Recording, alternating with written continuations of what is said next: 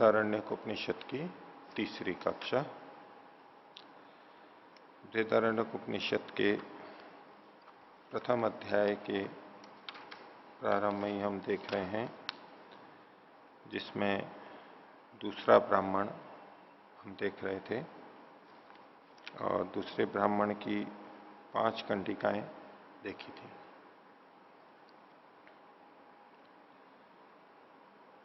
इसके अंदर पहले मृत्यु थी, परमात्मा से वो सब आवृत था, उसने फिर इस सृष्टि को बनाया, उसने इच्छा की कि मैं इनको बनाऊं और ऐसा करते हुए उसने बनाया और इस संसार में जो चीजें हैं उससे कुछ इसकी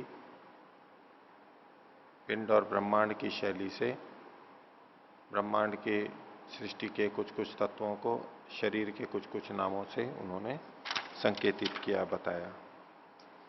और फिर उन्होंने इच्छा की कि मेरे लिए जड़ वस्तु तो हो गई, अब चेतन वस्तुएं, जीव जगत है, ये भी उत्पन्न हो, और उसने उनको भी बनाया। उसमें मन और वाणी ये दोनों जिसमें होते हैं, ऐसे जीवों को, ऐसे प्राणियों को, सृष्टियों को भी उसने बनाया। और वाणी से फिर उसने वाणी का विस्तार दिया। वाणी तो बहुत प्रारंभ की थोड़ी सी थी, उसका विस्तार किया, तो उसी से ही चारों वेद और अन्य भी सारी क्रियाएं, यज्ञ, प्रजा और पशु, इन सब की उत्पत्ति उन्होंने बताई।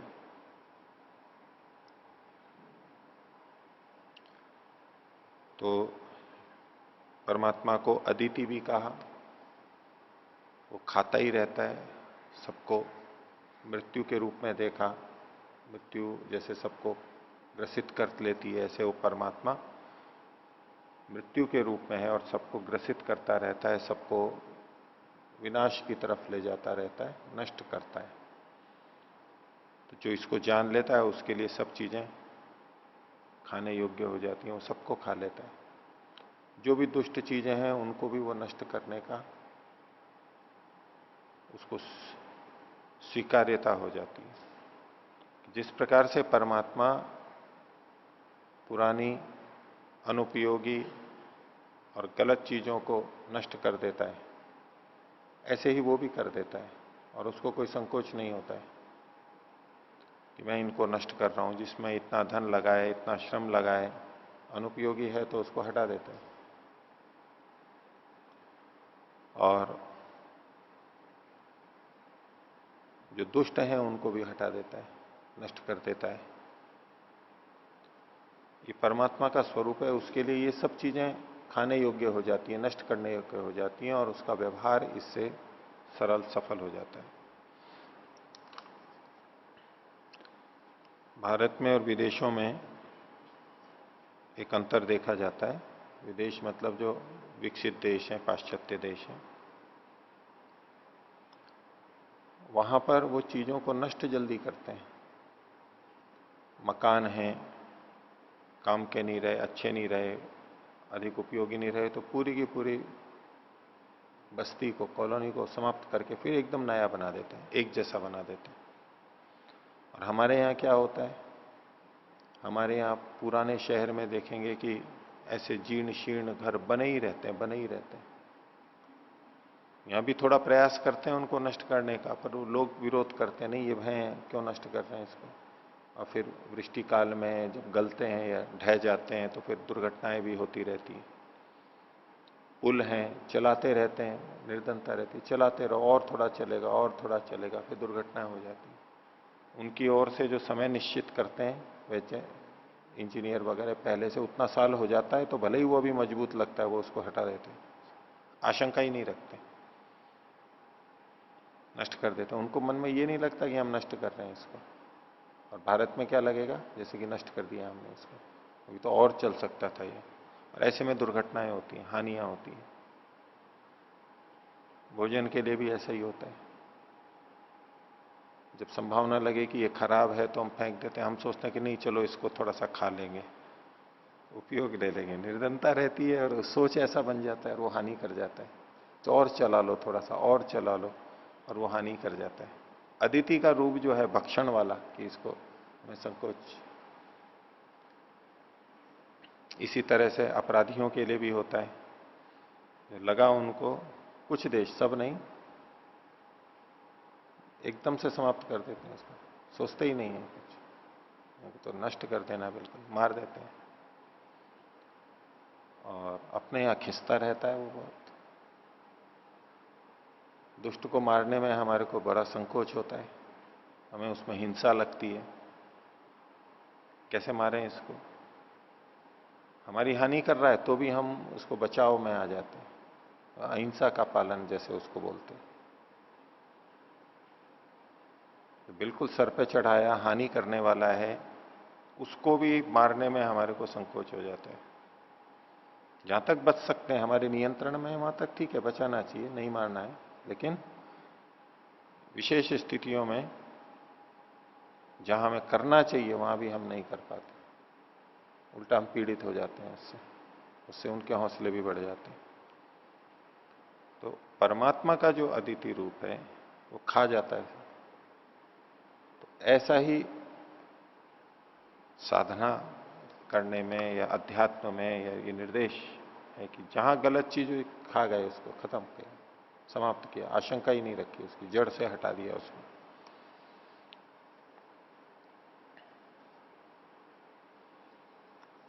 जैसे कि पहले तो यही परंपरा थी हमारी, मान लीजिए चाणक्य के लिए कहा जाता है कि उनको पैर में दर्भ चुभ गया, घास चुभ गई पैर के अंदर, तो उन्होंने उसको तो उखाड़ा ही, उसकी जड़ को भी उखाड़ा, और जड़ अंदर तक होती है, तो छाछ ला ला करके उसमें डाली। कहते हैं जड़ों में छाछ डाल रहे हैं, वो फिर उगती नहीं है, ऐसा कहते हैं। छाछ डालने से, वो छाछ डालने से घी आ जाता है या जो भी आ जाता है, कीड़े लग जाते हैं, घुनों के खराब होता है, जो भी कारण है, तो बिल्कुल जड़ से। नहीं तो थोड़े सरल होते हैं तो भाई चलो ऊपर ऊपर से हटा दिया, बस ठीक है, चलो कोई बात नहीं, हो गया तो छोड़ दे। उन्होंने कहा नहीं, इसने पैर में मेरे चुभी है, इसको बिल्कुल जड़ से खत्म करना है, हानिकारक चीज है, मेरे लिए हानिकारक हो, ये दूसरे के लिए भी होगी, उसको जड़ से खत्म करना है, हटाना है।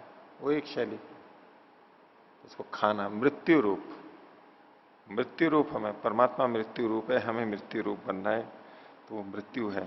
तो जो इसको जान लेता है, अदिति के अदितित्व को, तो वो सबका आत्ता हो जाता है, सबको मार देता है वो, सबको मतलब जो मारने योग्य है उनको, हटाने योग्य है उनको, उसको कोई संकोच नहीं होता है इस बात का कि ये क्या कर दिया मैंने, क्यों कर दिया। तो दो बार मृत्यु ने कामना की, एक बार सृष्टि को बनाया, जड़ जगत को बनाया, फिर प्राणी जगत को बनाया, लेकिन अभी उसकी कामना पूरी नहीं हुई। तो आगे देखिए अगला, अगली कंडिका, छठी कंडिका, बृहदारण्य उपनिषद के प्रथम अध्याय के दूसरे ब्राह्मण की छठी कंडिका। सो अकामयत, उसने और इच्छा की और कामना की, भूयसा यज्ञ ने भूयो यजेयति, और यज्ञ से, और बड़े यज्ञ से मैं फिर से यजन करूं। दो बड़े बड़े यज्ञ किए थे उसने, सृष्टि की रचना बहुत बड़ा यज्ञ है, जड़ जगत की रचना और प्राणियों की भी रचना एक बहुत बड़ा यज्ञ है, सबको देखें तो व्यापकता से कितने अधिक है, कितना बड़ा यज्ञ किया। और ये यजन है, परमात्मा का यज्ञ है, उसका परोपकार के लिए है, हितकारी है।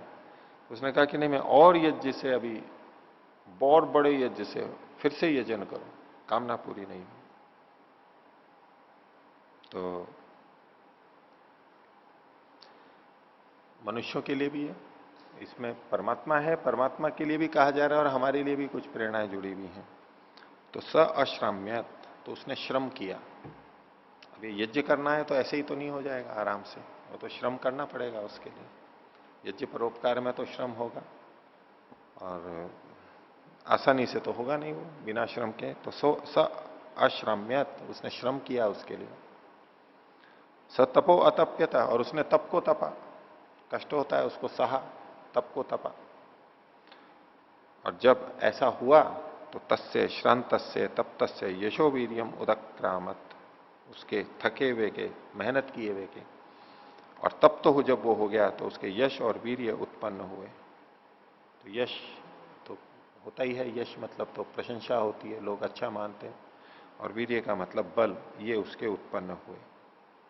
और यशोवीर्यम का दूसरा अर्थ भी लेते हैं, जो कि आगे इन्होंने स्वयं ने खोला है। तो पहली बात तो जो यज्ञ करते हैं उनको श्रम और तप दोनों ही करने होते हैं, और वो करेंगे तो यश और बल दोनों उनके बढ़ जाएंगे। नहीं तो नहीं, वो अच्छा काम तो हाथ में ले लिया यज्ञ, लेकिन श्रम नहीं कर रहे हैं, तप नहीं कर रहे हैं, शिथिल हो जाएगा, ढह जाएगा वो, तो यश और बल उत्पन्न नहीं होंगे। तो जब उसने श्रम किया, तप किया, तो यश और वीर्य उत्पन्न हुआ। तो यश वीर्य क्या है, उसको आगे स्वयं खोल रहे हैं। प्राणावई यशो वीर्यम, जो प्राण है, श्वास है, ये यश और वीर्य है। तो उसके प्राण उत्पन्न हो गए।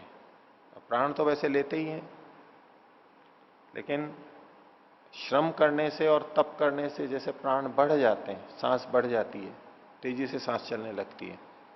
उस दृष्टि से देखिए, उसने श्रम किया, तप किया, तो प्राण उसके हो गए, यानी प्राण ऊपर आ जाते हैं। जैसे हम कहते हैं कि इसके तो प्राण ऊपर आ गए, सांस चढ़ गई, ऐसे सांस चलने लग गई। ये यश और वीर्य है।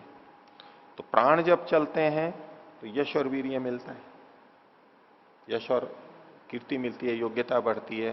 तो प्राण के साथ में इसको जोड़ दिया, तो कारण कार्य संबंध होते हुए भी यश और वीर्य को प्राण ही कह दिया। न ऋते श्रांत सख्याय देवा, एक वचन आता है।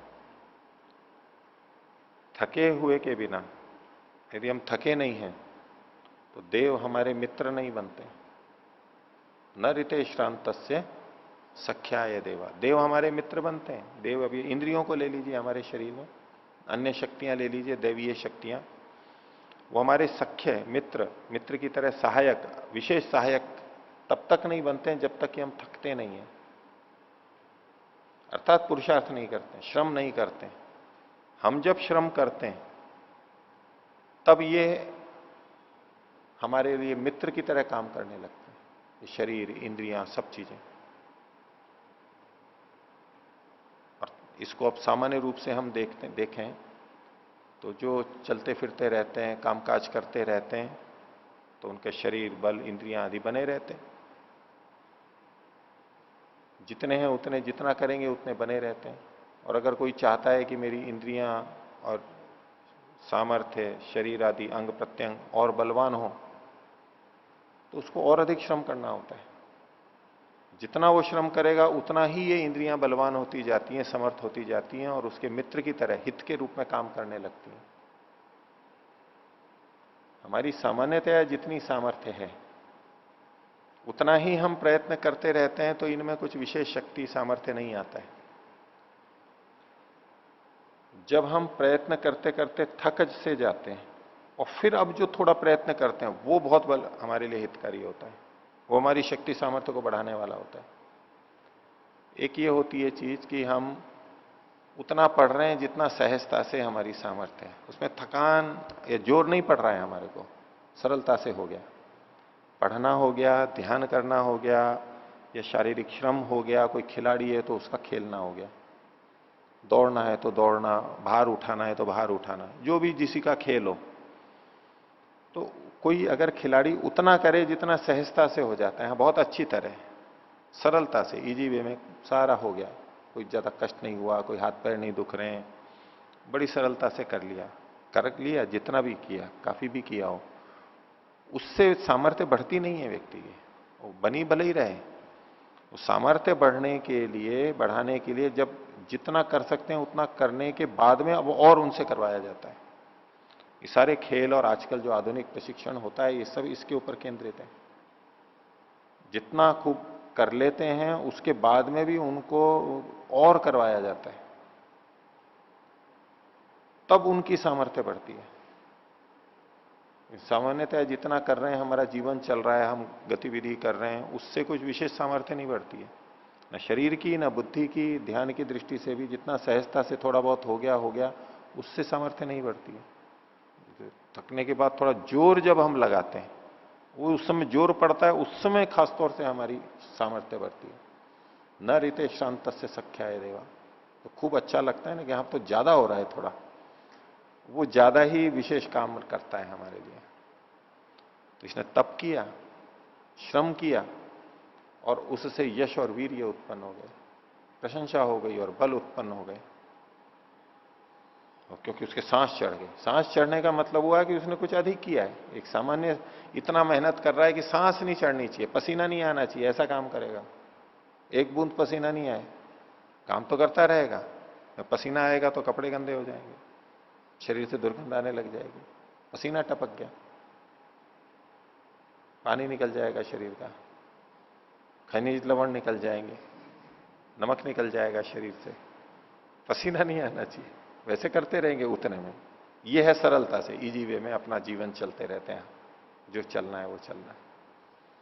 अब जो ये श्रांत का मतलब है, जो पसीना टपकाता है, जिसकी सांस चढ़ती है, जोर पड़ता है, हृदय की धड़कन बढ़ती है सामान्य से। हृदय की धड़कन जितनी सामान्य है उतनी चलती रहे तो सामर्थ्य नहीं बढ़ेगी। ऐसी सब चीजों के लिए तो उसने किया, तो उसको ये यश और वीर्य उत्पन्न हुए। तो प्राणावई यशो वीर्यम, ये यश और वीर्य क्या है? प्राण है। प्राण विशेष चलना चाहिए, ऐसा हमारा श्रम हो जाए, इतनी मेहनत हो जाए, लगे कि कुछ किया है। ये ही यश और वीर्य, इसी से ही यश और वीर्य बढ़ते हैं। तो परमात्मा ने भी ऐसा किया, ऐसे समझाने के लिए। परमात्मा वैसे थकता नहीं है, परमात्मा को क्या थकना है, शरीर ही नहीं है उसका। लेकिन ये बताने के लिए कि परमात्मा ने अपनी पूरी शक्ति सामर्थ्य से बनाया है इसको, ऐसे ही नहीं बना दिया। यद्यपि दूसरी दृष्टि से देखेंगे तो ये परमात्मा के लिए बहुत सरल है, सहज है, बड़ी आसानी से उसने बनाया है, कुछ भी नहीं श्रम है जैसे। लेकिन इसका ये मतलब नहीं है कि उसने आराम से बैठ करके बस चलो हो गया, बड़े हो गया, वैसा बन गया जैसा बन गया। ये जो सरलता से अर्थ होता है ना, हो गया जो हो गया, ठीक है, बस हो गया, चलेगा, ऐसा नहीं। उसने अपनी शक्ति सामर्थ्य से पूरा बनाया, इसको अच्छे से अच्छा बनाया। तो प्राणावई यशो वीर्यम तत्प्राणेशु उत्क्रांतेशु शरीरम श्वयितुम अर्थीयत है। तो प्राण के उत्क्रामंतेशु, प्राण जब ऊपर उठे, उत्पन्न हुए, उनके होने पर ही शरीर को श्वयितुम अर्थीयत है। इस शरीर को श्वयतु का मतलब यहां पर है गति और वृद्धि, दो अर्थ हैं। वृद्धि अर्थ मुख्य लेंगे, उसके लिए उसको धारण किया इसने। जब प्राण उत्क्रमित हुए तब इस शरीर को गति की वृद्धि के लिए धारण किया उसने। अर्थात जब प्राण चढ़ते हैं, जब ये विशेष प्रयत्न होता है, तब इस शरीर की विशेष गति, और गति शरीर की प्राप्ति और शरीर की वृद्धि होती है, तब वो उसका विशेष रूप से धारण होता है, नहीं तो सामान्य चलता रहता है। तो प्राणेशु उत्क्रांतेशु शरीरम श्वयितुम अध्रियत। और उस समय क्या स्थिति थी? बोले तस्य शरीरे एवं मना आसीत, उसका मन पूरा शरीर में ही लगा हुआ था, शरीर से बाहर नहीं जाएगा। जिस समय व्यक्ति ऐसा काम करेगा, मेहनत करेगा, तो मन कहां जाके टिकेगा? शरीर में ही टिका रहेगा। पहाड़ पे चढ़ रहे हैं, दौड़ लगा रहे हैं, सांस फूल रही है, खूब जोर पड़ रहा है, पसीने आ रहे हैं, तो मन कहां जाएगा? इधर उधर जाएगा क्या? शरीर में ही रहेगा। अब शरीर में मन आ गया, इधर उधर नहीं आ रहा है, अब उसका प्रयोग साधना के लिए कर लो। तो कई जने ध्यान करवाते हैं, उससे पहले खूब शरीर को गतिशील करते हैं, सक्रिय ध्यान, खूब गतिशील करते हैं, पसीने आ जाते हैं, और फिर एकदम से बैठा देते हैं, विश्राम कर देते हैं। एक उपाय है कि मन जो बाहर इधर उधर जा रहा है, उसको यहां ले आए पहले। शरीर को इतना क्रियाशील किया, और क्रियाशील करेंगे तो मन को तो यहां आना ही पड़ेगा पूरी तरह। जब शरीर अल्प क्रियाशील होता है, तब तो बीच बीच में इधर उधर भी जाता रहता है, ये भी काम करता रहेगा। और ये का ये प्राणायाम में होता है। जब श्वास प्रश्वास को तेजी से चलाते रहते हैं, थोड़ा थोड़ा करेंगे तो मन इधर उधर जाता रहेगा, सब जगह जाएगा। जब विशेष रूप से करने लग गए बहुत तेजी से, तो वहीं पर ही आ जाएगा मन, इधर उधर जाएगा ही नहीं वो। तो पहले बाहर से अंदर लाए, इस शरीर में लेकर के आए, और फिर उसको जहां लगाना है, हमें जिसका ध्यान करना है वहां लगा लिया, मन को एकाग्र किया। इस रूप में ये एकाग्र होता है, क्योंकि हमने गतिविधियां बढ़ा दी हैं। गतिविधि बढ़ा दी तो मन को तो यहीं रुकना पड़ेगा, इधर उधर जाएगा कहां? अवसर ही नहीं है उसको जाने का। और धीरे धीरे चलता रहेगा तो इधर उधर होता रहेगा, उसको बीच में अवसर मिलेगा, बीच बीच में दूसरे काम भी करेगा, इधर उधर भी जाएगा जहां उसको जाना है, भटकना है। तो तत्से शरीर एवं मना आसित, शरीर में ही मन था, यहीं पर ही टिका हुआ था और कुछ नहीं था। और परमात्मा की दृष्टि से देखें कि परमात्मा का शरीर ये है ब्रह्मांड, ये जो जगत है, तो उसका सारा मनन, सारा चिंतन इसी में था, उसका सारा ज्ञान इसी में लगा हुआ था, इसको बनाने के लिए छोड़ा नहीं उसने, सारी चीज को अच्छी तरह से उसने बनाया। प्रेरणा के लिए हम अपने ऊपर भी घटा सकते हैं। अब ये सब मेहनत की तो उसके मन में क्या आया, फिर कामना की। ये मेहनत किस लिए कर रहा है वो? बोले सो अकामायत मेध्यम में इदम स्यात्, ये जो है ये मेरे लिए मेध्य हो जाए, पवित्र हो जाए और जानने योग्य हो जाए। ऐसा बना दूं कि ये जानने योग्य हो जाए, लोग इसको जाने, हाँ ये चीज देखने योग्य है, ये चीज जानने योग्य है, ऐसा बना दूं मैं इसको। और दुनिया जान रही है, इसको खोज रही है, वैज्ञानिक खोज रहे हैं, जानने योग्य बना हुआ है। और जानते जाओ, जानते जाओ, और गहराई, और गहराई। और दूसरे ढंग से वैज्ञानिकों की छोड़िए, हमारा जो सामान्य रूप है कि ये जानने योग्य हो गया है सारा संसार, हम जान लेते हैं। जब प्रलय में था या और दूसरी चीजें कुछ बनी थी तब तो हम इसको जान ही नहीं सकते थे, स्थिति ही नहीं थी। तो उसने इसको ऐसा बनाया कि हम जान सकें, हमारे लिए जो उपयोगी चीजें हैं वो हम जान सकें, दूसरों के लिए, छोटे जीवों के लिए जो उपयोगी है वो उसको जान सकें, वो अपने आहार को जान सकें, अपने और जो भी चीजें आवश्यक हैं उनको जान सकें और काम कर सकें। जो जो चीजें हमारे लिए आवश्यक हैं उनको हम जान सकते हैं, जान लेते हैं और हमारा जीवन चला लेते हैं। तो उसने कामना की कि मैं इसको जानने योग्य बना दूं, मेध्य बना दूं, पवित्र भी अर्थ है, अच्छा बना दूं, हितकर बना दूं और जानने योग्य बना दूं, ऐसा उसने बना दिया। तो सो अकामयत मेध्यम में इदम स्यात्, और ये सब करते हुए, ये कामना करते हुए और ये करते हुए क्या चाहता है वो? आत्मन्वी अनेन श्यामेति, मैं इससे आत्मन्वी बन जाऊं। पीछे भी आया था, आत्मा वाला बन जाऊं। इसका एक अर्थ है, नारायण स्वामी जी ने दिया है, अच्छा अर्थ है, वो पीछे वालों में भी हम लगाएंगे, अच्छा संगति है। तो आत्म शब्द निरुक्त के अंदर प्रयत्न अर्थ में भी आया है, प्रयत्न के अर्थ में। तो कहा कि आत्मन्वी अनेन श्याम, इससे मैं प्रयत्न वाला हो जाऊं। किससे? ये जो कामना की है कि मैं इसको प्रकट कर दूं, उससे मैं प्रयत्न वाला हो जाऊं। अब आप पीछे वाले भी देखिए, देखो जैसे पृष्ठ 656 देखिए, वहां पर भी ये आत्मन्वी शब्द है।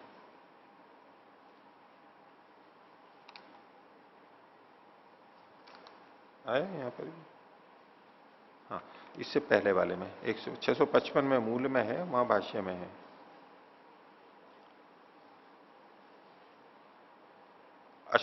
अशनाया अशनाया ही मृत्यु हो तन मनो अकुरुता आत्मन्वी श्यामी थी। उसने ये मन किया, मनन किया कि मैं आत्मा वाला हो जाऊं, मैं प्रयत्न वाला हो जाऊं, पुरुषार्थी हो जाऊं, ये उसने किया। आत्मन्वी का ये अर्थ यहां बहुत अच्छा है, संगत है।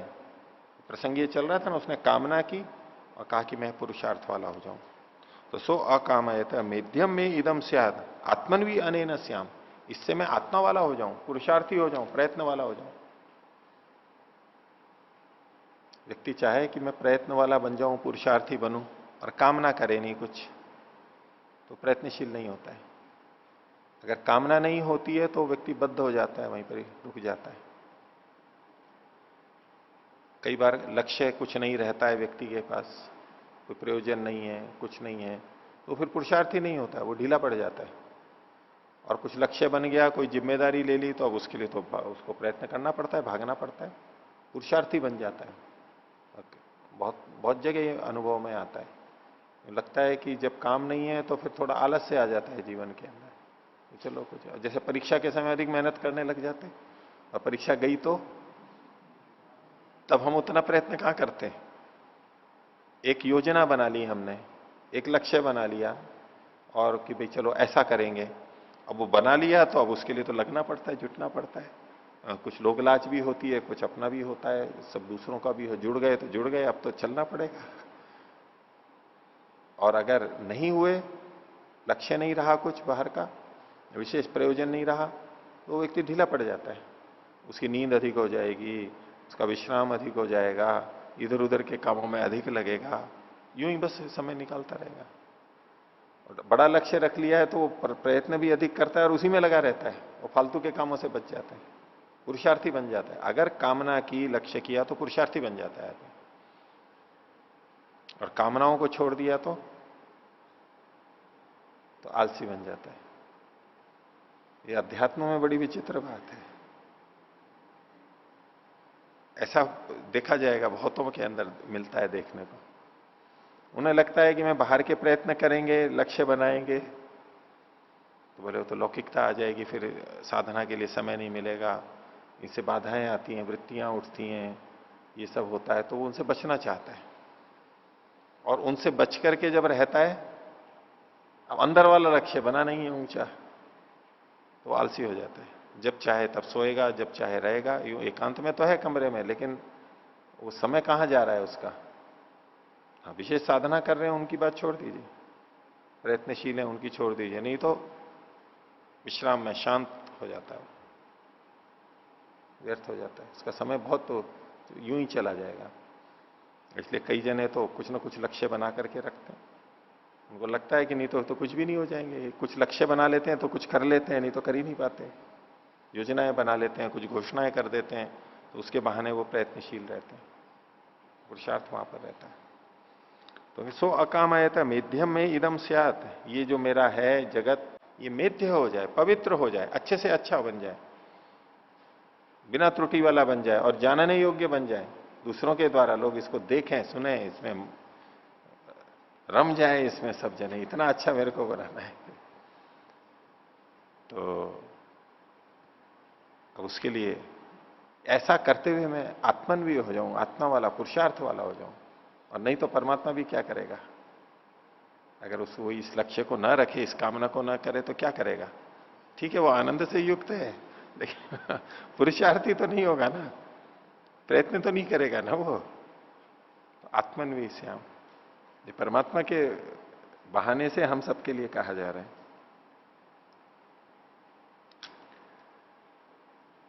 तो जब ये हुआ, प्रयत्न उसने किया, तो ततः अश्व समभवत, उसने प्रयत्न किया तो ये अश्व यानी ये गतिशील जो संसार है ये बन गया। अश्व ये गतिशील संसार अच्छी प्रकार से बन गया, प्रकट रूप में आ गया, सम अभवत, अच्छी तरह से आ गया। यद अश्वत तन मेध्यम अभूत, और ये जो अश्वत था, गतिशील था, ये मेध्य भी बन गया। उसने ये कामना की थी, पुरुषार्थ किया, तप किया, श्रम किया, पुरुषार्थी हुआ, तो ये ऐसा बन गया, हो गया। आगे कहते हैं तदेव अश्वमेधस्य अश्वमेधत्व, ये जो अश्वमेध है, अश्वमेध यज्ञ भी होता है, उसको यहां ये सृष्टि का अश्वमेध कहा जा रहा है। अश्व हो गई सृष्टि और मेध हो गया उसको जानने योग्य बनाना, प्रकाशित करना, पवित्र करना। तो ये जो संसार है ये जानने योग्य है, यही अश्वमेध का अश्वमेधत्व है। अश्वमेध मतलब ये संसार जानने योग्य है, ये जानने योग्य संसार, ये अश्वमेध यही संसार है, ये जानने योग्य है। आगे एष हवा अश्वमेधम वेद या एनम एवं वेद, वही वास्तव में अश्वमेध को जानता है जो इसको इस प्रकार से जानता है। या एवं, या एनम एवं वेद, जो इसको, इस संसार को एवं वेद, इस रूप में जानता है कि परमात्मा ने श्रम करके, ऐसे ऐसे कामना करके इसको बनाया है, प्रकट रूप में बनाया है, वो पुरुषार्थी हुआ, इससे पवित्र बनाया है, इसको मेध्य बनाया है, जानने योग्य बनाया है।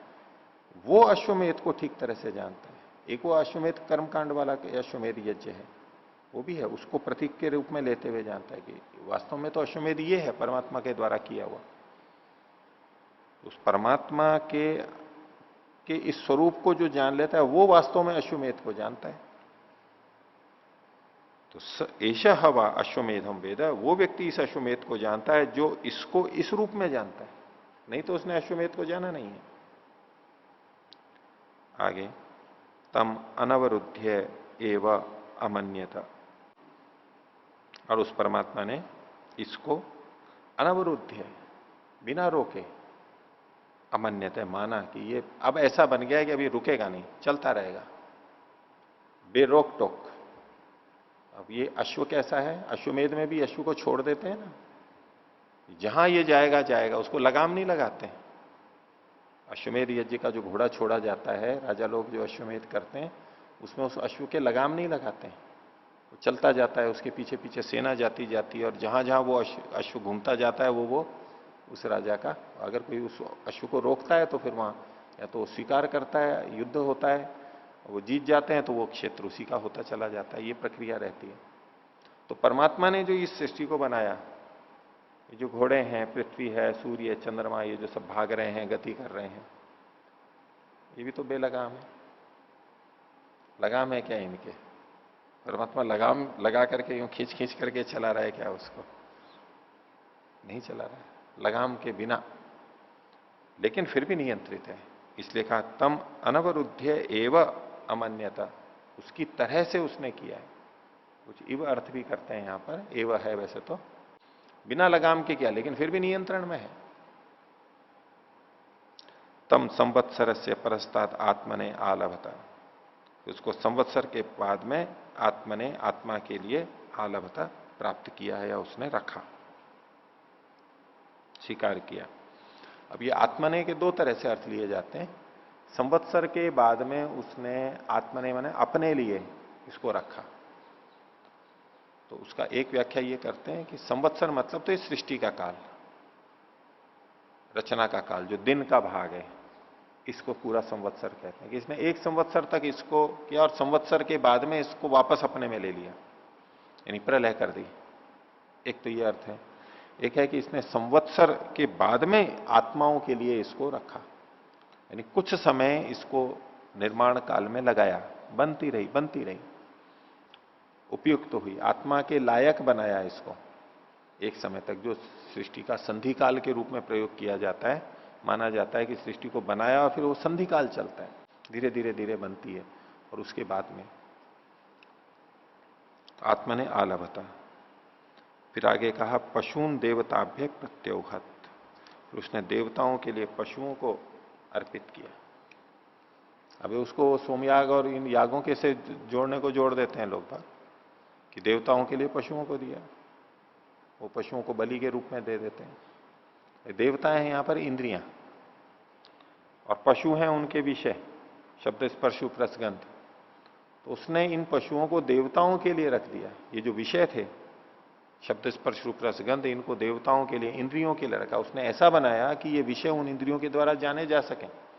इंद्रियों की जो शक्ति सामर्थ्य है उसके अनुरूप इनको बनाया है, ताकि ये इंद्रियों को प्राप्त हो सके, इंद्रियों को मिल सके, जाने जा सके। तो पशून देवताभ्य प्रत्योहत तस्मात सर्वदेवत्यम प्रोक्षितम प्राजापत्यम आलभंते, इसलिए सब देवता वाले प्रोक्षित, अत्यंत शुद्ध, पवित्र, अच्छे प्राजापत्यम, प्रजापति के द्वारा ये बनाए गए आलभंते, उनको ग्रहण करते हैं। ये सारी चीजें, सारी देवताओं वाली जो चीजें हैं, ये सब बनाई हुई हैं, ये शुद्ध पवित्र परमात्मा ने बनाई हैं, और उनको देवताओं के लिए लेते हैं, ग्रहण करते हैं, स्वीकार करते हैं, प्रजापति की मान के। प्रजापति ने ये हमारे को दिए हैं, प्रजापति की निर्मित ये चीजें हैं, और उसको उसी तरह से प्रसाद के रूप में, परमात्मा की कृपा के रूप में उसको ग्रहण करते हैं।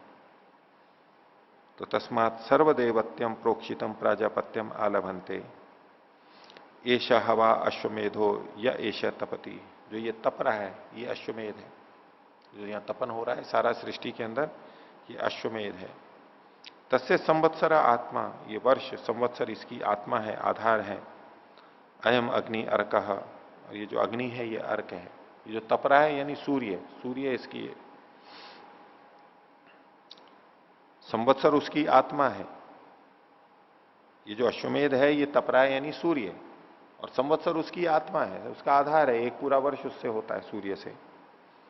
और ये जो अग्नि है पृथ्वी पे, ये अर्क है। तस्य इमे लोका आत्मान, ये जो सारे लोक हैं ये इसके आत्मा है, आधार है, उसके अपने हैं।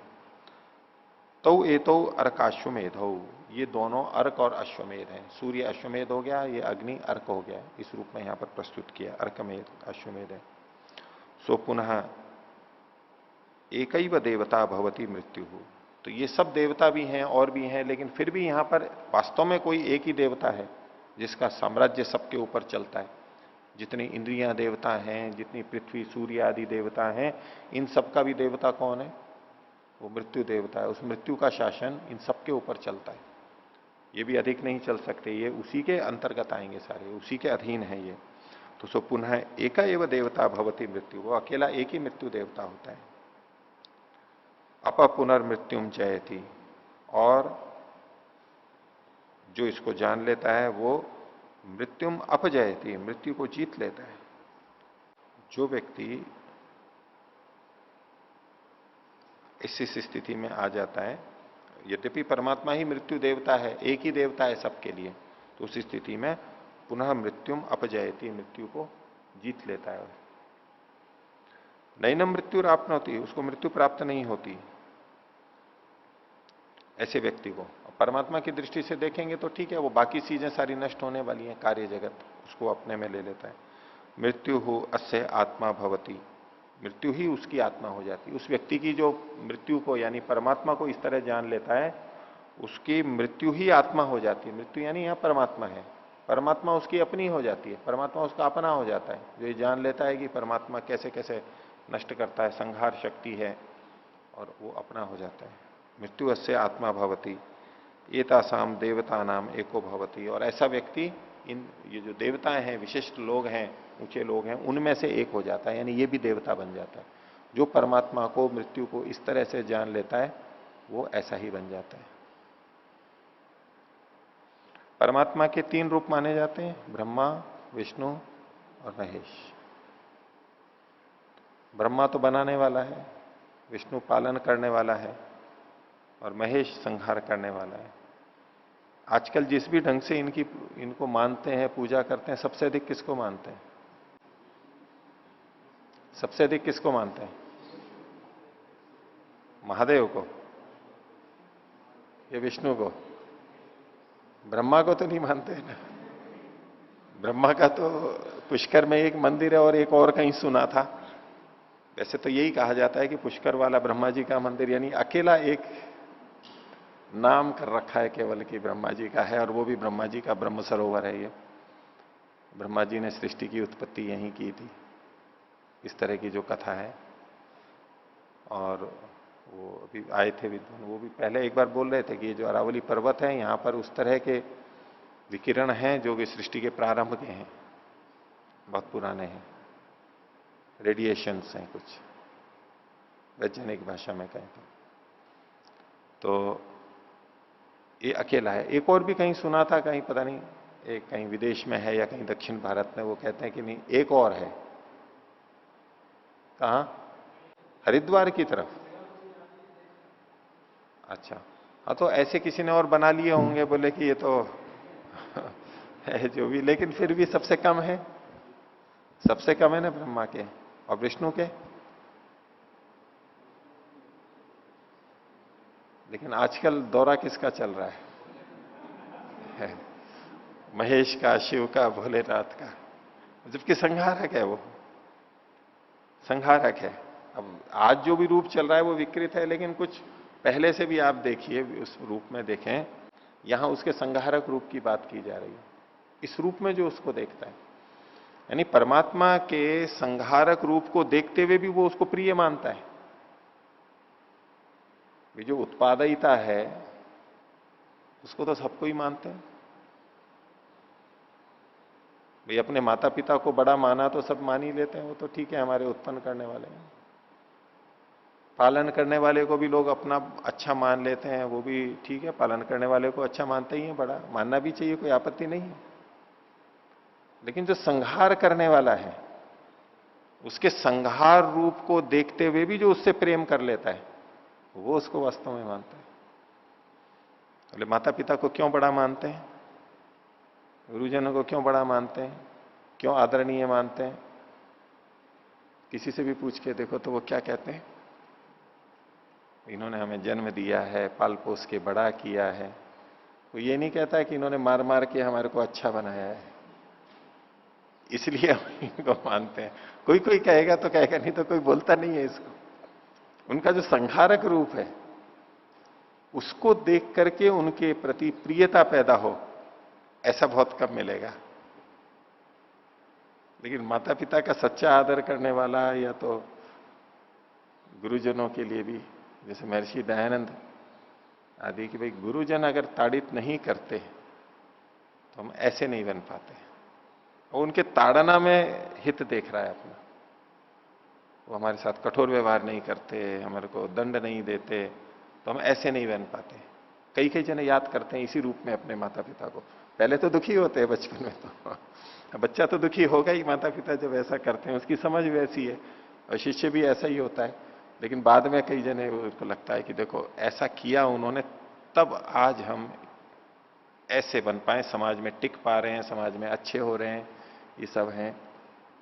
और आजकल वो तत्व कम हो गया है, अपेक्षा से काफी कम हो गया है, कम होता जा रहा है। वो क्योंकि अच्छे से अच्छा करेंगे तो बच्चे और अधिक प्रेम करेंगे, और लेकिन हो उल्टा रहा है।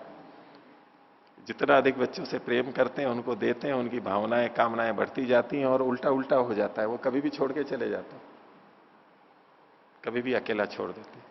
उल्टा ये और कहते हैं तुमने तो अपने लिए किया था, तुम्हारा अपना स्वार्थ था। तो परमात्मा के इन तीन रूपों में जो परमात्मा को मृत्यु रूप देखते हुए भी हितकारी समझ रहा है, अब तीनों में से देखेंगे तो कौन सच्चा भक्त कहलाएगा? परमात्मा का सच्चा भक्त कौन? जो शिव के रूप में उसको संहारक के रूप में देख रहा है, फिर भी उसको आराध्य मान रहा है, फिर भी उसको पूज्य मान रहा है, फिर भी उसको प्राप्त करने योग्य मान रहा है। उसकी संहारक शक्ति में, जो कि स्थूल रूप से संहार दिखाई दे रहा है, बाहर से कष्ट दिखाई दे रहा है, नाशक तत्व दिखाई दे रहा है, फिर भी उसके पीछे के छिपे हुए हित भावना को देख रहा है। अब जो कल्याण वाला भाग होता है, अच्छा वाला भाग, उसमें तो सभी कल्याण देख लेते हैं, उसमें कौन सी बड़ी बात है? खाना खिलाएंगे तो अच्छा ही लगेगा, कपड़े देंगे तो अच्छा ही लगेगा, इसमें कौन सी बड़ी बात है? ये तो सरल है, सहज है, ये तो सभी देख लेते हैं। ये तो मनुष्यों का है कि प्रत्यक्ष जो दिखाई दे रहा है, जो परोक्ष रूप से उनके हित की भावना है, उसको जो समझ ले वो उनको वास्तव में समझता है। और माता पिता को भी अधिक प्रसन्नता तब होगी जब कोई बच्चा ऐसा बोले ना उनको, आपने उस दिन मेरे को डांटा था और दंड दिया था, उसके कारण से आज मैं ऐसा हूं। एक तो ये कहे, एक ये कहे कि आपने मेरे को रोटी आदि दी थी, करी थी, इसलिए मैं ऐसा उन दोनों में अंतर होगा। आप अपने को माता पिता के रूप में देख लीजिए, या जो हैं वो सोचे कि बच्चा क्या बोलेगा, तब आपको ज्यादा प्रसन्नता होगी। आपके जो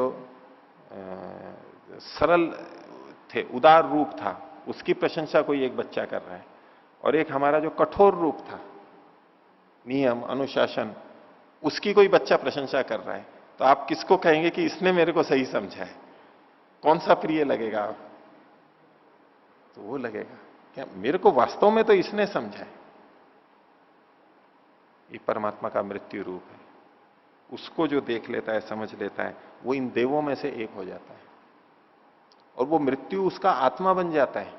ये मृत्यु दिखने में मृत्यु लग रहा है, लेकिन वो मृत्यु नहीं रहता उसका, वो उसका अपना बन जाता है, उसका आधार बन जाता है। उस परमात्मा को मृत्यु रूप में देखते हुए भी उसे लग रहा है जैसे यही तो मेरा आधार है। अब उसको अच्छे ढंग से देखने लगेंगे, बोले मृत्यु नहीं होगी तो अगला जन्म कैसे होगा? मृत्यु नहीं होगी तो इस जर्जर शरीर से मुक्ति कैसे मिलेगी? फिर नया तरोताजा शरीर कैसे मिलेगा? स्वस्थ, बिल्कुल अच्छा, काम करने योग्य, मन चाहे दौड़ो भागो काम करो, सुंदर, ऐसा कैसे मिलेगा अगर मृत्यु नहीं होगी? तो उसमें सब चीजों में अच्छा देखने लग जाता। इसलिए ये उन्होंने कहा कि उसको मृत्यु नहीं आती है। वो मृत्यु, जिसको मृत्यु को परमात्मा को जो समझ लेता है कि ये नाश करे, उसको वास्तव में मृत्यु नहीं आती है, क्योंकि उसको मृत्यु दिख ही नहीं रही है। उस मृत्यु में भी वो हित देख रहा है अपना, तो वो नाश देख कहां रहा है? मृत्यु से तो वो दुखी होता है जो मृत्यु को नाश के रूप में, मृत्यु के रूप में देख रहा है, तो वो तो दुखी होगा।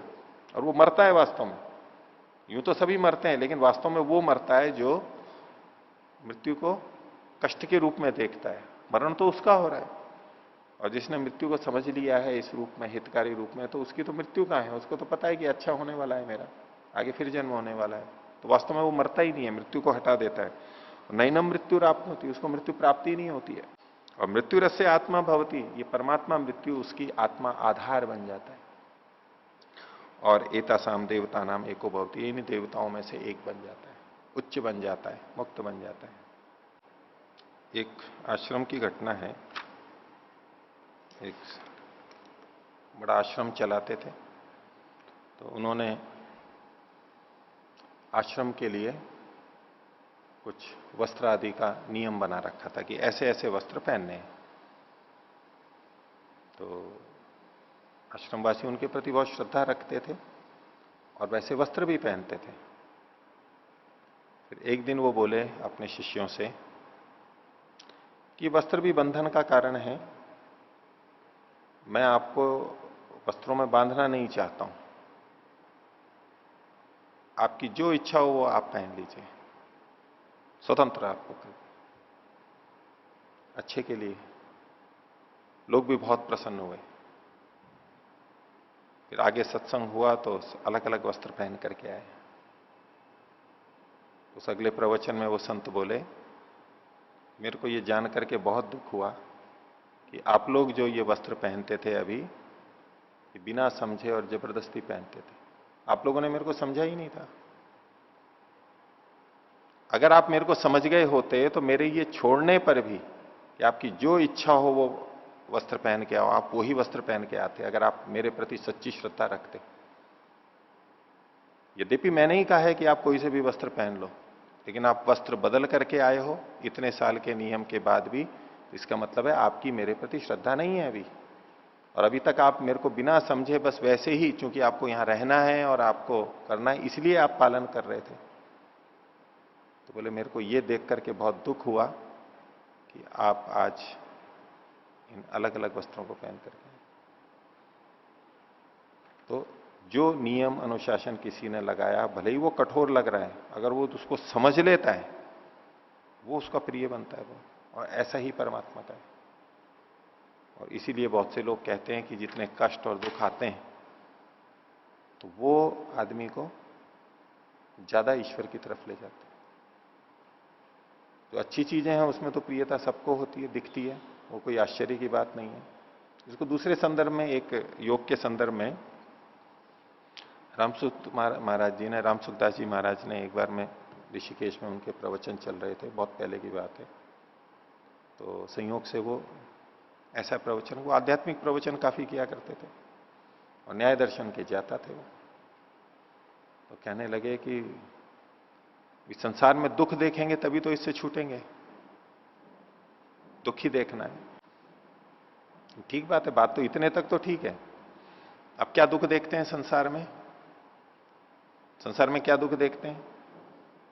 बोले देखो रोग आते हैं, ये कष्ट होते हैं, ये कष्ट होता है, जो जो दुख होते हैं हमारे को, वियोग होता है, मृत्यु होती है, जिन जिन में कष्ट लगते हैं, चोट लगती है, दुख है। बोले इसको तो हर कोई दुख जानता है, पशु भी जानता है, मनुष्य भी जानता है, इसमें कौन सी विशेषता है? दुख को दुख, दुख में दुख देख रहे हो, ये कौन सी विशेषता है? तो हर कोई जानता है। ये कोई विवेक की और उसकी बात थोड़ा है। सुख में दुख देख लो तो विशेषता है। ये जो दुखमय व सर्वम विवेकी न है, वो वहां पर प्रसंग भी वहां भी ऐसा ही है, योग दर्शन में आगे आएगा। सुख के काल में भी जिसको दुख दिखाई देता है वो योगियों को ही दिखाई देता है। दुख में तो दुख दिखाई देता है, और दुख को दुख देख करके जो इस अध्यात्म में आते हैं वो ज्यादा टिक भी नहीं पाते हैं, वो चल भी नहीं पाते हैं, वो पलायनवाद हो जाता है। संसार के सुखों में भी जब दुख दिखाई देने लग जाता है वो वैराग्य होता है। तो बोले दुनिया दुखों में दुख देख रही है तो कोई बात ही नहीं है, उन्होंने बिल्कुल उड़ा दिया उसको। जबकि बहुत लोग इसी से ही आते हैं, दुनिया के दुख को देख करके अध्यात्म की तरफ, भगवान की तरफ ऐसे ही तो आते हैं। जब कुछ घटना घट जाती है ऐसी विपरीत, तो भगवान ज्यादा याद आते हैं, ज्यादा भक्ति होती है, ज्यादा सत्संगों में जाते हैं, साधु संतों के पास जाते हैं, पुस्तकें पढ़ते हैं, ज्यादा भजन कीर्तन करते हैं, तभी तो करते हैं। अधिकांश प्रवृत्ति यही है। और कहा कि कुछ नहीं, ये तो ऐसे ही यहां पर कि जो सुख है उसको, सुख को सुख समझ रहे हैं, वो कौन सी बड़ी बात है? हाँ, वो तो अति निकृष्ट है, जो दूसरे के उपकार को भी उपकार नहीं मानता, वो तो छोड़ दो, वो तो असुर हो गए बिल्कुल ही। लेकिन किसी के उपकार को उपकार मान रहे हैं, जो उपकार दिख रहा है, सुख दिख रहा है, वो तो हर कोई करता है। कुत्ता भी दुम हिलाता है, रोटी दे दो तो दिक्कत है क्या उसमें कुछ? उसको कुछ भी नहीं जानता है वो। ये तो कोई जो देता है उसके पीछे दुम हिला दें और उसके चरणों में लौटें, ये तो हर कोई कर लेगा, इस कौन सी बड़ी बात है। लेकिन वही बात की जो मृत्यु रूप है परमात्मा का, उसमें भी हम अपना हित देख लें, कठोर दिखते हुए भी, इसने समझ लिया है बस संसार, वो फिर देव बन जाएगा। तो ये हमारा दूसरा ब्राह्मण समाप्त हुआ। आगे देखते हैं तीसरा ब्राह्मण। तो अब ये भी सारे बहुत सारा प्रतीक के रूप में ही कथा चलती रहती है, और कुछ कुछ बीच बीच के संकेत हैं। कथा मुख्य नहीं, उसके बीच बीच में जो चीजें आती हैं ना, वो हमारे लिए मुख्य बन जाती है अध्यात्म की दृष्टि से। तो कहने लगे द्वया प्राजापत्या देवाश्च असुराश्च, दो प्रकार के प्रजापति की संतानें हैं। प्राजापत्य हैं, प्रजापति परमात्मा ब्रह्म, उसकी दोनों संतानें दो तरह की। कौन कौन सी? देवाश्च असुराश्च, देव भी हैं और असुर भी हैं। देवा में भी बहुवचन है और असुरा में भी बहुवचन है। और जो द्वया है भी बहुत बहुत सारे हैं, अपने अपने वर्ग हैं, काफी बड़े बड़े वर्ग हैं। देव भी बहुत हैं और असुर भी बहुत हैं। देव मतलब तो सज्जन कह लें हम मोटे तौर पे, असुर मतलब दुष्ट कह लें। तो संसार में देव लोग अधिक हैं या असुर लोग अधिक हैं? सज्जन लोग अधिक हैं या दुष्ट अधिक हैं? दुष्ट अधिक हैं, सज्जन अधिक हैं। दुष्ट तो थोड़े से होते हैं, लेकिन वो संगठित हो जाते हैं तो सबका नाश कर देते हैं। 1-2% भी दुष्ट होते हैं तो, और सज्जन लोग विघटित रहते हैं तो सज्जन अधिक होते हैं। क्योंकि कितने प्रतिशत लोग जेल जाते हैं? कितने प्रतिशत लोग जेल जाते हैं? अभी हमारे एक आचार्य जी ने पोस्ट की फेसबुक के ऊपर कि बोले यही क्या प्रगति है। उन्होंने अलग अलग देशों की सूची बना रखी थी, उसमें पता नहीं 10,000 में से या 1,00,000 में से था कि इस देश में इतने कारागार में लोग हैं प्रति 10,000 में से, तो उसमें 600-700 कितने थे अमेरिका के, कितने ऐसे दूसरे देशों के, और भारत के थे 30। उतने में से ही उनके मतलब तो 600-700, किसी के 400, किसी के 200, किसी के 250, ऐसे ज्यादा थे। वो बार भी बना रखी थी उन्होंने दिखाने के लिए। तो बोले यही प्रगति, वो प्रगतिशील देश थे ऊपर वाले। भारत तो प्रगतिशील नहीं है ना, पिछड़ा हुआ है। तो उन्होंने एक व्यंग्य के रूप में लिखा था उसके अंदर, बोले यही प्रगति है कि यहां प्रति व्यक्ति इतने लोग, यानी प्रति व्यक्ति नहीं, प्रति 10,000 या प्रति 1,00,000 इतने लोग जेल में हैं। यहां पर जेल में लोगों का जो प्रतिशत है वहां पर अधिक है और भारत में कम है। तो कौन सा देश प्रगतिशील हुआ? कौन सा देश प्रगतिशील हुआ? जहां इतने अपराधी हैं वो तो प्रगतिशील नहीं कहलाएगा। भारत में कम अपराधी हैं, ये प्रगतिशील है। भले ही हम बाहर से नहीं बढ़े हुए हैं, लेकिन हमारी जेलों में कम व्यक्ति हैं, उनकी अपेक्षा हम ज्यादा अच्छे हैं। ठीक है। अब इसका दूसरा रूप भी है। उनकी तो प्रस्तुति ये थी कि जेल में कितने लोग हैं, उसके आधार पर मान लो निर्णय कर लिया भाई यहां पर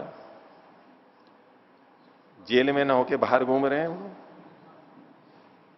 या न्याय व्यवस्था इतनी खराब है, वहां न्याय व्यवस्था अधिक है तो बोले उनके यहां जेल में अधिक है, तो बोले वहां पर अपराध अधिक होते हैं। आजकल एक बात बहुत कही जाती है कि आजकल अपराध बहुत होने लग गए, अखबारों में बहुत आते हैं, चोरियां अधिक होती हैं, यौन अपराध बहुत होते हैं, बलात्कार होते हैं, बहुत होने लग गए, और हत्याएं होती हैं। उसके केस जो होते हैं ना, रजिस्टर होते हैं पुलिस थाने में, उसके आंकड़े होते हैं कि बढ़ते जा रही है इनकी संख्याएं। और उसको क्या कहते हैं कि अपराध बढ़ रहे हैं। ये अपराध बढ़ रहे हैं या अपराध की सूचना अधिक लिखाई जा रही है, दो अलग अलग बातें हैं। पहले लिखवाते नहीं थे, आज भी बहुत से नहीं लिखवाते, चुप रह जाते हैं, लिखाते ही नहीं है। पर हम क्या देखते हैं और प्रस्तुति कैसी होती है, आप समाचारों में देखो, लोग भी देखो, आंकड़े देखो, पुलिस वाले भी बोलते हैं और भी अधिकारी बोलते हैं कि इतने इतने ये अपराध का ग्राफ बढ़ता जा रहा है, इतने अपराधी हो गए, अब ये इतने अपराध हुए, पिछले साल 10 साल पहले इतने थे, अब इतने थे। वो किस आधार पे? सूचना के आधार पे। भी सूचना होना और अपराध होना ये दो बिल्कुल अलग अलग बातें हैं। इसमें कोई समानता नहीं है कि ये तो तब कह सकते थे निर्णय जब जितने भी अपराध होते सारे के सारे पंजीकृत होते, तब ये कहा जा सकता था।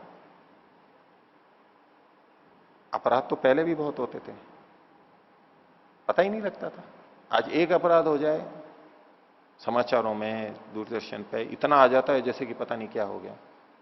और उससे बड़े बड़े और पहले क्या क्या होते थे वो कहां, किसको पता है? तो लगता है कि हम ठीक चल रहे हैं। उतना ज्यादा बिगाड़ नहीं है जितना कि समझ लेते हैं, होता है बिगाड़। पहले बिगाड़ ऐसा था कि पता नहीं लगता था, चुपचाप रहते थे, सहते रहते थे। आज भी बहुत ज्यादा है भारत के अंदर, बोलते ही नहीं है, सहते रहते हैं। और ये भी चिंता वो बताते हैं कि कितने अपराध हैं जो घर परिवारों में होते रहते हैं और बाहर ही नहीं आते, पता ही नहीं लगता है, बाद में पता लगता है। विदेशों में वो ज्यादा बाहर आते हैं, ज्यादा शिक्षित हैं, ज्यादा लिखे जाते हैं, उनका न्याय भी ज्यादा होता है। अब हम उन आंकड़ों के आधार पर कहें देखो वहां हत्याएं ज्यादा होती हैं, वहां बलात्कार ज्यादा होते हैं, हमारे यहां कम होते हैं, ये तो कोई आधार नहीं है। पूरा युक्ति संगत तो नहीं हो सकता है, कम हो, लेकिन ये कोई प्रमाण नहीं हुआ, दिखाते ही नहीं। तो इन्होंने देव और असुर दोनों थे, तो उन्होंने कहा कि ततः कनीयसा एव देवा, देव जो है वो तो थोड़े ही थे, भले ही बहुवचन में है, लेकिन देव तो थोड़े ही थे। और ज्यायसा असुराह, लेकिन असुर बहुत ज्यादा थे। ये कौन से युग की बात है? हम बोल पहले उपनिषद काल, और वो बोले आज तो सारा जमाना हो गया। जब उसी समय देव कम थे और असुर ज्यादा थे, तो आज देव तो कम ही होते हैं। हम सज्जन कहते हैं कि हमारा केस नहीं हुआ, कहीं कुछ नहीं हुआ, जेल नहीं गए, बोले ये सज्जन है। ठीक है, कुछ बाहर की चीजें वो करते हैं, बोले सज्जन है, और कितने गलत कार्य करते हैं वो पता ही नहीं है सज्जनता के नाम पे।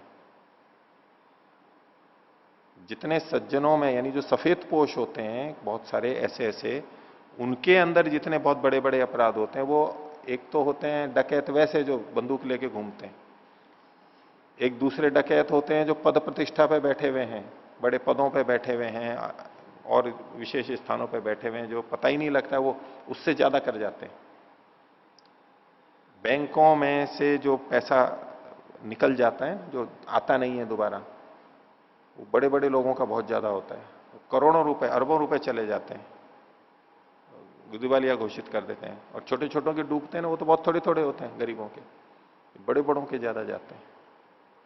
तो कुल मिलाकर के देव कम है, असुर ज्यादा है, ये ऐसी बात कर रहे हैं। इसकी चर्चा फिर और आगे देखें कथा को। प्रणव।